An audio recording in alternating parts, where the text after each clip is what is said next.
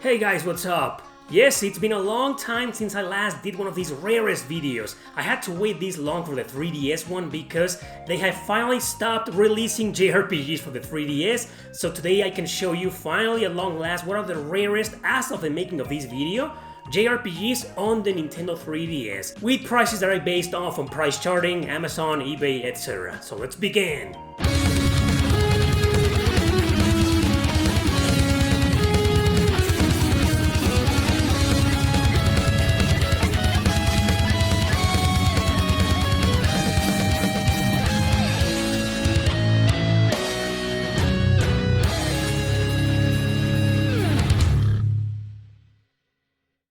I'd like to start with the Shin Megami Tensei games on the 3DS because, well, the difference between the North American release prices and the Europe release prices are insane. Like, for example, Devil Survivor 1 and 2 can be sold for like $60 to $80 each, even sealed here in North America on eBay, that's right. But the PAL versions of these games can go for over $150 over there. Can you believe that? The reasons why the PAL versions are way more expensive than the North American ones is simply because Atlus does not have a European branch over there. A lot of Atlus titles are published over there, usually by companies such as Ghostlight. Oh yeah, so maybe that's why, because these companies are not in the same level as Atlus when it comes to publishing or advertisement or even money, the Shin Megami Tensei games are way more expensive in Europe. The most expensive of them all in both North America and Europe as of the making of this video is Shin Megami Tensei 4 Apocalypse. Yes, it's a masterpiece, yes, it's a game I've strongly recommended several times before in this channel. The North American version can be found right now on eBay for like $80, completely sealed, plus shipping of course, and then the PAL version is like $160 and that's the lowest price I could find. So yeah, that's like twice the price of North America. That's insane, man.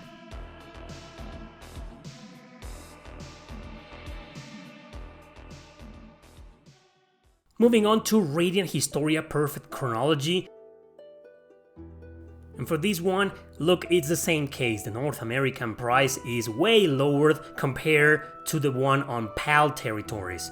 This is weird because in most European covers of this game you can still see the logo of Atlus down there, but the truth is the game was published by Deep Silver in Europe, which is actually a German-Austrian company.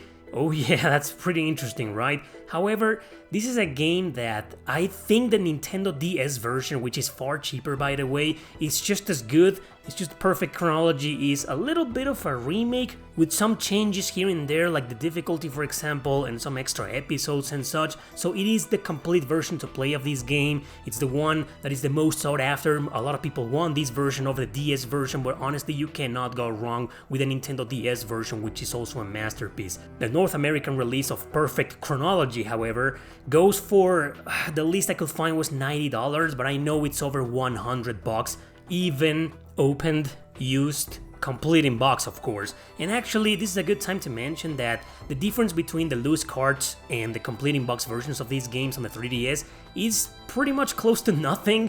Let's just say that the complete in box version of Radiant Historia sells for like over $100, but the loose card could be $80.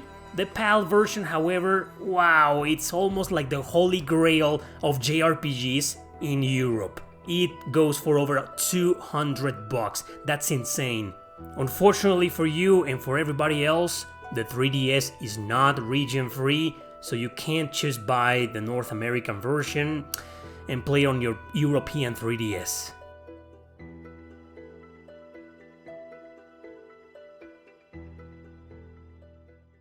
Moving on to Dragon Quest VIII. This one is a little bit of a controversial one because it's the exact opposite.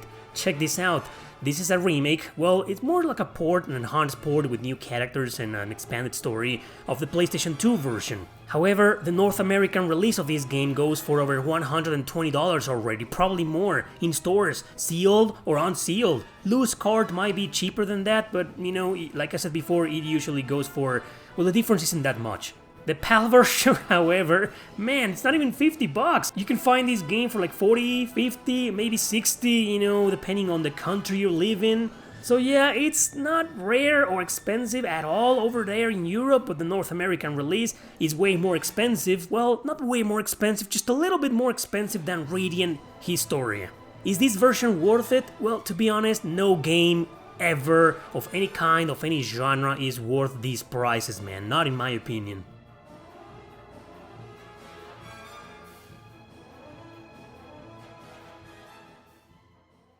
Next is Yokai Watch Blasters. So there's two versions, the Red Cat Corp and the White Dog Squad. These two versions were released physically and separately in both Europe and North America. However, just like with Dragon Quest VIII, the North American prices of these two games are crazy. Red Cat Corp is the craziest of them all, it goes for over $130, that's the cheapest price I could find. With the PAL version I found a few copies for $60, $80, etc. and White Dog Squad is a little bit cheaper than that. Hell, even some versions of Yokai Watch 2, like Psychic Spectres for example, goes for over $130 too in North America, while the PAL version is not even $30, probably that's it, you know, $30, $35, $50 at the most. And for these particular games, I have no idea why they are way cheaper in Europe than in North America. Is Blasters any good? Well, unlike the previous games in the Yokai Watch series, these are action RPGs, but I've never played them, I know nothing about them, I don't like the Yokai Watch series at all, so if this is your kind of jam, yeah, no, these prices are not worth it, forget about them. Unless you live in Europe, I guess. And last but not least, another Yokai Watch, the third one. This is the holy grail of JRPGs in both Europe and North America. Well, I guess Radiant Historia is more expensive in Europe than in North America, but the holy grail for North America is this game. Yokai Watch 3 sells for over $140 already, price charting today, as of the making of this video I found it for $134, but you know price charting, right? It always throws you off with the lowest prices you can find. You go to your local retro stores or whatever, and yeah, the story is completely different, isn't it? You go there and oh, it's $180, it's $200, Jesus. So like I said, guys, you know, none of these games are worth it. You know, Radiant Historia, some of the Shin Megami Tensei games may be a masterpiece, Dragon Quest VIII is an excellent gaming, whatever, but you know what, it's just like I said, they aren't worth the price. No game is worth over $100.